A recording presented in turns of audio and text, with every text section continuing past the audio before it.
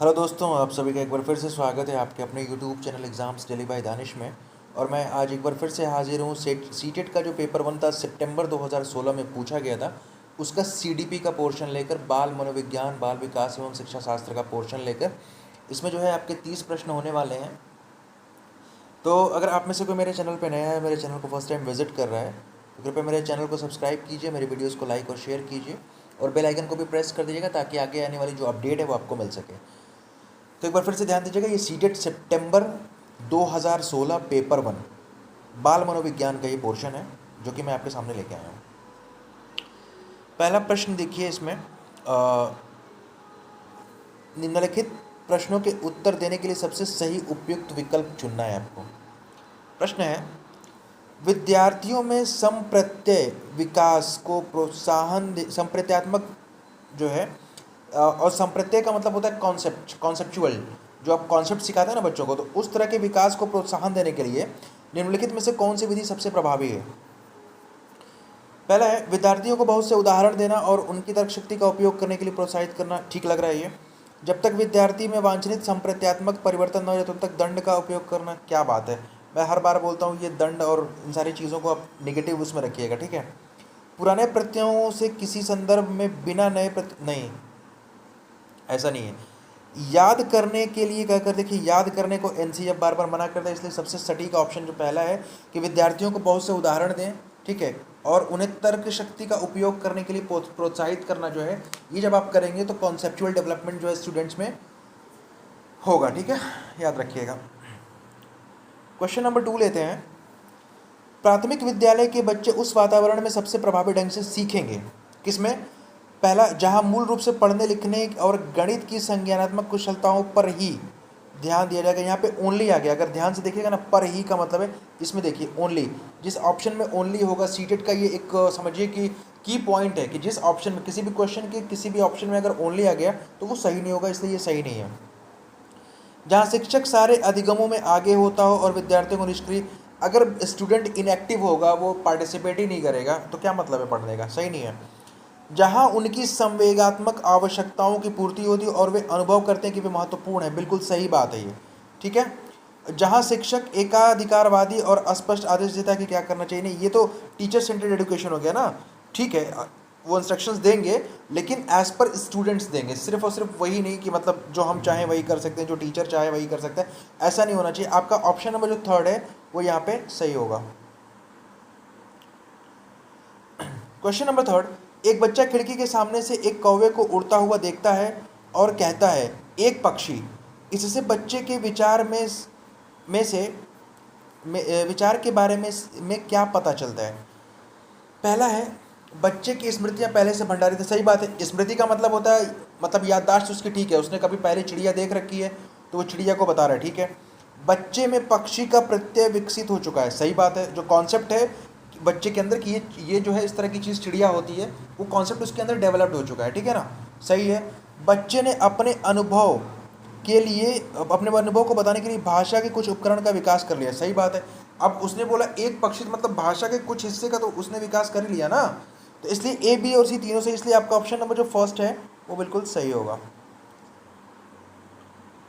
प्रश्न संख्या 4, कोई शिक्षिका अपने विद्यार्थियों से क्या कहे कि उन्हें भीतरी प्रेरणा के साथ कार्य करने के लिए प्रोत्साहित कर सके, मतलब अंदर से वो मतलब मोटिवेट हो सके। मतलब देखिए, आप कभी भी किसी भी काम को खास करके लगन से रुचि से तभी करते हैं जब आप आंतरिक रूप से अभिप्रेरित होते हैं, इंटरनली मोटिवेटेड होते हैं।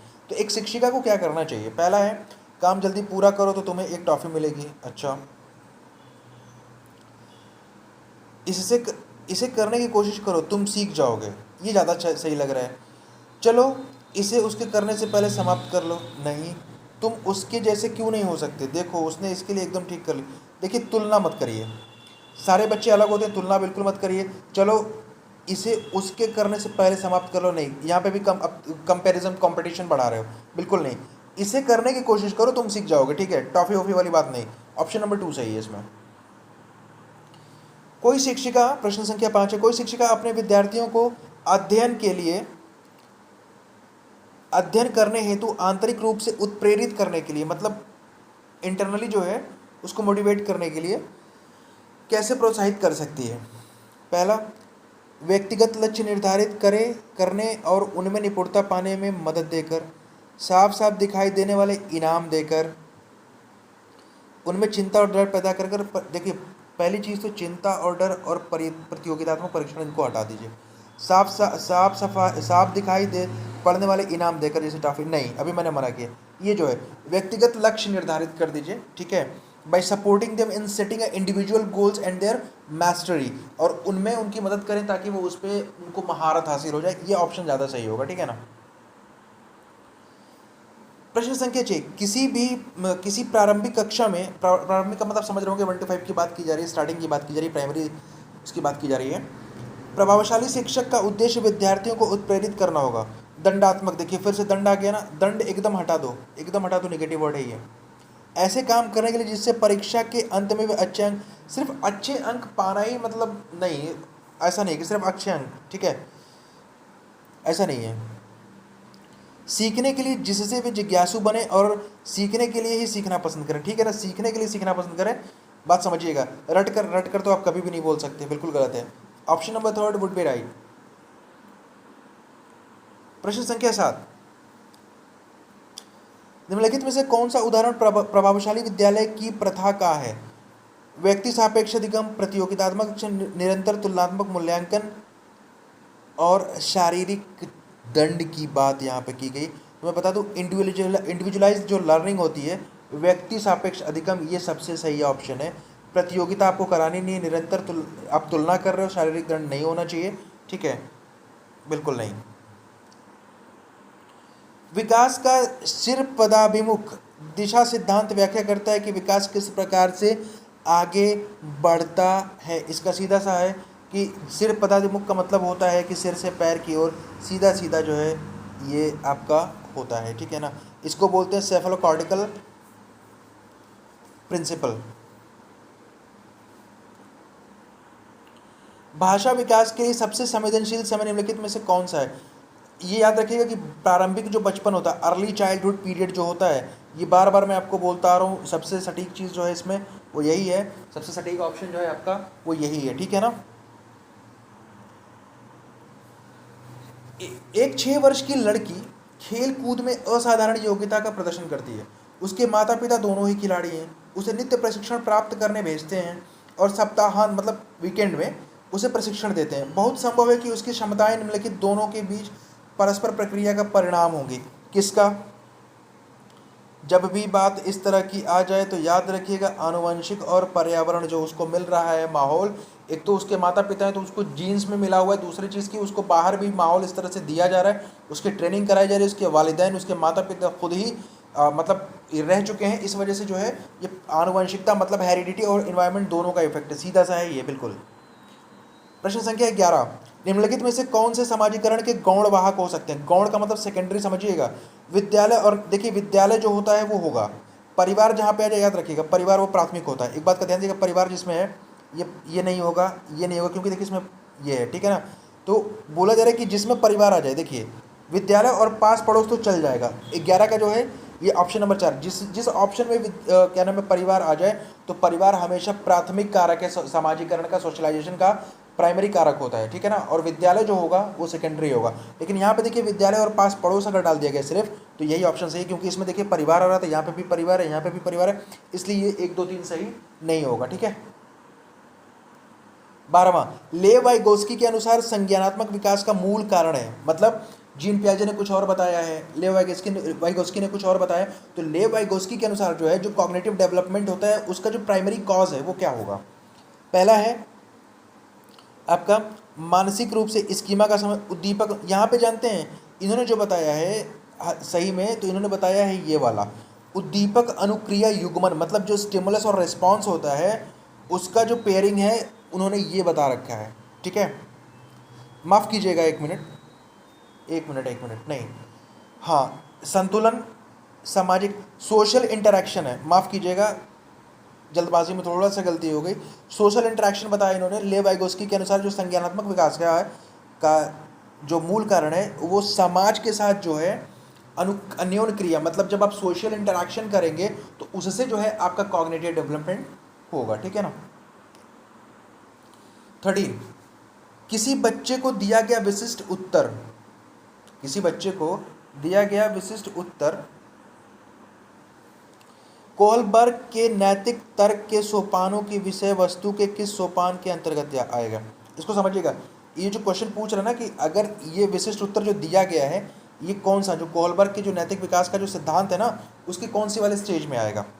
यदि आप ईमानदार हैं तो आपके माता पिता आप पर गर्व करेंगे, इसलिए आपको ईमानदार रहना चाहिए। ये क्या है, ये क्या है मैं आपको बताऊं, ये जो है अच्छा लड़का अच्छी लड़की और अच्छा लड़का अनुकूलन जो है, good girl and good boy orientation. जब आप कोहलबर्ग का नैतिक विकास का सिद्धांत पढ़ेंगे तो उसमें ये पॉइंट आपको मिलेगा कि ये बच्चे से कहा जा रहा है, किसी स्टूडेंट को बोला जा रहा है ना, तो इसलिए जो है अच्छी लड़की मतलब अगर आप ईमानदार हैं तो आपके माता पिता जो आप पे गर्व करेंगे। तो इस तरह से देखिए ये इंसान ना अंदर से मोटिवेट होता है इन सब चीज़ों के लिए कि नहीं लोग हमको बहुत अच्छा कहेंगे। तो ये अच्छा लड़का और अच्छी लड़की अनुकूलन है, ठीक है। जीन पियाजे के अनुसार अधिगम के लिए निम्नलिखित में से क्या आवश्यक है? ईश्वरीय न्याय पर विश्वास, शिक्षकों और माता पिता द्वारा पुनर्बलन, शिक्षार्थी के द्वारा पर्यावरण की सक्रिय खोजबीन। याद रखिएगा जो शिक्षार्थी है अगर वो पर्यावरण की सक्रिय खोजबीन करता है इनके अनुसार, जीन पियाजे के अनुसार, तो वो जो है अधिगम के लिए मतलब इसमें से निम्नलिखित आवश्यक चीज में से ये आएगा आपका, ठीक है ना, थर्ड वाला। जीन पियाजे के अनुसार प्रारूप मतलब स्कीमा जो होता है प्रारूप, निर्माण वर्तमान योजनाओं के अनुरूप बनाने के हेतु नवीन जानकारी में संशोधन और नवीन जानकारी के आधार पर पुरानी योजनाओं में संशोधन के परिणाम के रूप में घटित होता है। यदि इन दो प्रक्रियाओं को देखिए, इसको समझिएगा, जिन प्यारे के अनुसार जो स्कीमा का जो निर्माण होता है वो वर्तमान योजनाओं के अनुरूप बनाने हेतु नवीन जानकारी में संशोधन और नवीन जानकारी के आधार पर पुरानी योजनाओं में संशोधन के परिणाम रूप में घटित होता है, जो ये स्कीमा होता है, ठीक है ना। तो ये बोला जा रहा है कि इन दो प्रक्रियाओं को अब क्या माना जाता है, इन दो प्रक्रियाओं को क्या माना जाता है, इसको याद रखिएगा, इसको बोलते हैं एसिमुलेशन, एक को समावेशन और दूसरे को समायोजन।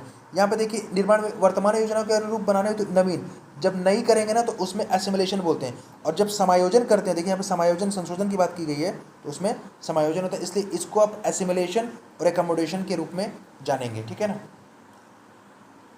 प्रश्न संख्या 16 है, किसी प्रगतिशील कक्षा की व्यवस्था में शिक्षक एक ऐसे वातावरण को उपलब्ध कराकर अधिगम को सुगम बनाता है, जो मतलब अगर प्रगतिशील कक्षा है तो एक टीचर जो है उस कक्षा में किस तरह का वातावरण बनाकर अधिगम को सुगम बना सकता है। देखिए पहला है आपका समावेशन को हतोत्साहित करना। अगर किसी भी चीज़ को आप हतोत्साहित करोगे मतलब डिस्करेज करोगे तो बेकार है ना, वो तो गलत ऑप्शन में डिस्करेज कर रहे हो। आवृत्ति को बढ़ावा देना, चलिए खोज को प्रोत्साहन देना। जानते हैं जब बच्चा खुद, देखिए एक्टिविटीज़ के जरिए जब आप काम को कराते हो ना, खोज मतलब खुद की फाइंडिंग्स करेगा, उसके हिसाब से अपने रिजल्ट्स को निकालेगा, क्वेश्चंस पूछेगा, आंसर्स की प्राप्ति उसको होगी ना, तो यकीन मानिए कि ये जो ऑप्शन है आपका, ऑप्शन नंबर 3 जो है that would be the right option. Okay, simple सा।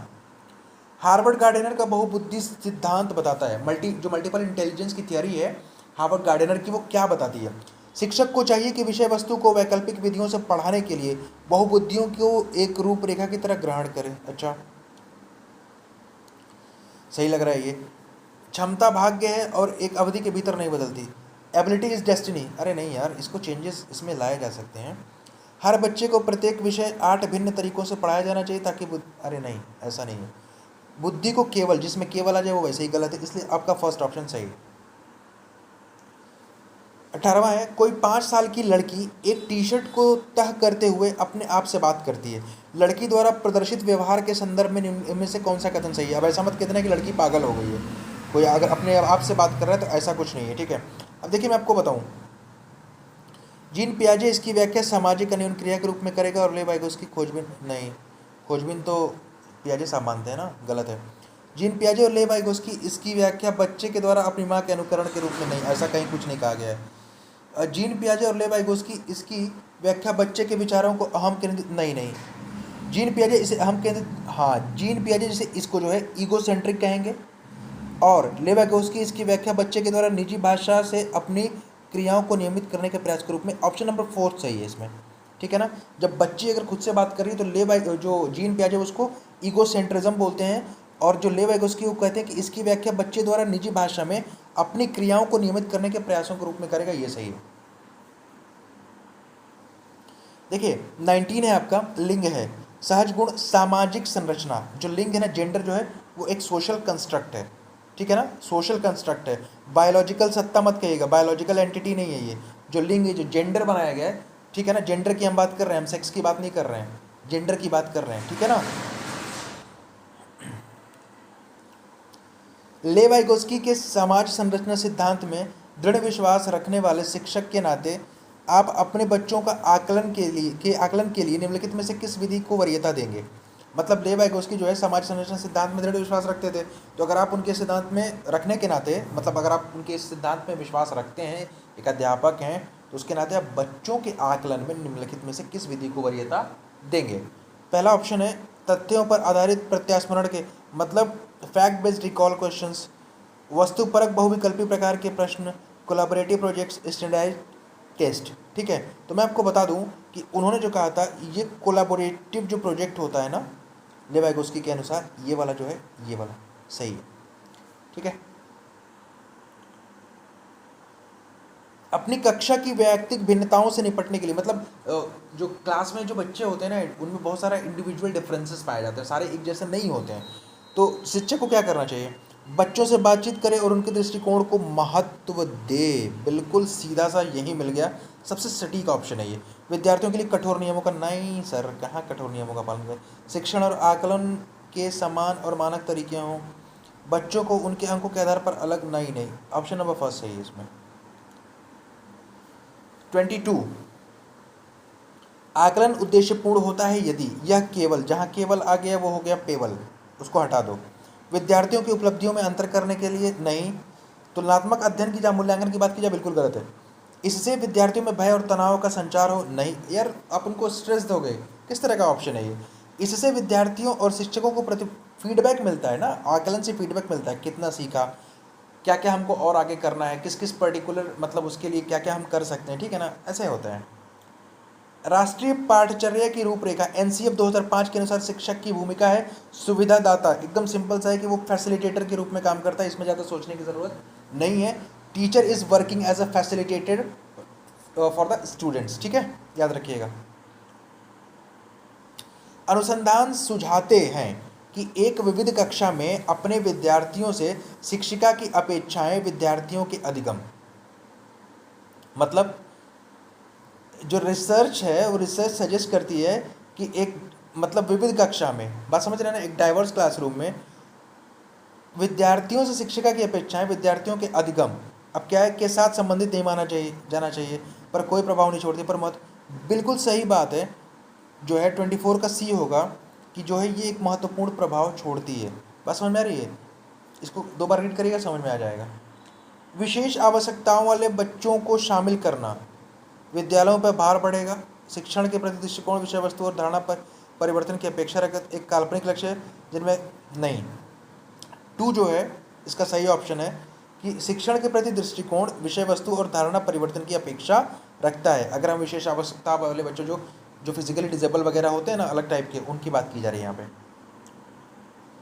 26वां, विविध प्रकार की सामाजिक, आर्थिक, सांस्कृतिक पृष्ठभूमि से बच्चों से युक्त कक्षा सभी विद्यार्थियों के अधिगम अनुभवों को बढ़ाती है, यह कथन है। बिल्कुल सही बात है। जब डाइवर्सिटी होती है ना, अलग अलग सांस्कृतिक और पृष्ठभूमि से जब बच्चे आते हैं तो क्लास डाइवर्स हो जाती है। तो वो कह रहा है कि इसमें विद्यार्थियों के अधिगम अनुभव को ये चीज़ बढ़ाती है, ये कथन है सही, क्योंकि इससे कक्षा अधिक श्रेणीबद्ध दिखाई देती है। गलत तो होगा नहीं, सही, क्योंकि बच्चे अपने साथियों से अनेक कौशल सीखते हैं। इसका जो ऑप्शन नंबर 4 है, याद रखिएगा, वो बिल्कुल सही होगा, क्योंकि देखिए अगर मैं अलग संस्कृति से आता हूँ तो मैं आपको अपनी, अगर आप किसी दूसरी संस्कृति से आते हैं तो मुझसे आप बहुत कुछ सीख सकते हैं, मैं आपसे बहुत कुछ सीख सकता हूँ, ये बात याद रखिएगा। तो यहाँ पे जो ऑप्शन नंबर 4 है ना, इसका बिल्कुल सही ऑप्शन ही बता दे रहा है कि हम क्या हैं, हम सही हैं या गलत हैं। सुनने में असमर्थ बच्चा, मतलब जो है हियरिंग इम्पेयरमेंट है, उसको सुनने में उसको प्रॉब्लम हो रही, ठीक है, नियमित विद्यालय में बहुत अच्छा कर सकता है यदि उसे उपयुक्त सुविधा और साधन उपलब्ध कराए जाए। बिल्कुल सही सी बात है, बिल्कुल सही सी बात है। इसमें इससे आगे पढ़ने की कोई ज़रूरत ही नहीं, मुझे नहीं समझ में आ रहा है, ये ऑप्शन बिल्कुल सही है। आगे बढ़ते हैं। निम्नलिखित में से कौन सी विशेषता प्रतिभावान शिक्षार्थी की है, वह बहुत ही तुनक मिजाज होता है, मतलब हाईली नहीं, ऐसा तो कुछ नहीं है कि मतलब वो हाईली टेम्परामेंट उसके अंदर आ जाता है। वह रस्मी व्यवहार करता है, मतलब रिचुअलिस्टिक, जैसे हाथ पाँव थपथपाना डोलना, नहीं, ऐसा नहीं है। वह आक्रामक और, नहीं यार, एग्रेसिव कैसे होता है, प्रतिभावान की बात की जा रही है। यदि कक्षा की गतिविधियां अधिक चुनौतीपूर्ण नहीं होती तो वह कम प्रेरित अनुभव करता है और ऊब जाता है, ये बात बिल्कुल सही है। प्रतिभावान जो गिफ्टेड चाइल्ड होते हैं ना, उनके अंदर ये प्रॉब्लम होती है। एक शिक्षिका अपनी प्राथमिक कक्षा में प्रभावी अधिगम को बढ़ा सकती है। एक अपनी, किस तरह से, अपने विद्यार्थियों में देखो, प्रतियोगिता की तो बात ही मत करो, ठीक है ना। विषय वस्तु को विद्यार्थियों के जीवन के साथ संबंधित करके, ये बिल्कुल सही है। एनसीएफ भी बोलता है कि जो किताबी ज्ञान है ना, उसको बच्चों के जो बाहरी जीवन है ना, मतलब बाहर की चीज़ों से उसको जोड़ा जाना चाहिए। तो यहाँ पे यही ऑप्शन बिल्कुल सही है। प्रश्न संख्या 30 है, बच्चों के बारे में निम्नलिखित में से कथनों में से कौन से सही हैं। ए है, बच्चे जानकारी के निष्क्रिय प्राप्त करते हैं, मतलब क्या होता है, अब पैसिव होते हैं, नहीं, अब ऐसा भी आप नहीं कह सकते कि निष्क्रिय होते हैं, ठीक है। बच्चे समस्या समाधान करता है, बिल्कुल सही बात है, बिल्कुल ये सही है। बच्चे वैज्ञानिक शोध करता है, बिल्कुल बच्चों को छोटा वैज्ञानिक बोला जाता है। बच्चे पर्यावरण के सक्रिय अन्वेषक है, चिल्ड्रेन आर एक्टिव एक्सप्लोरर, बिल्कुल सही बात है। इसमें बी सी डी जिस ऑप्शन में, ये ऑप्शन नंबर 4 सही है, ठीक है। तो ये जो था 30 प्रश्न था सीटेट सितंबर 2016 पेपर 1 जो बाल मनोविज्ञान में आपसे पूछा गया था। तो अगर आप मेरे चैनल पर नए हैं तो मेरे चैनल को सब्सक्राइब कीजिए, मेरे वीडियोज़ को लाइक और शेयर कीजिए और बेल आइकन को भी प्रेस कर दीजिएगा ताकि आगे आने वाले नोटिफिकेशंस आपको मिल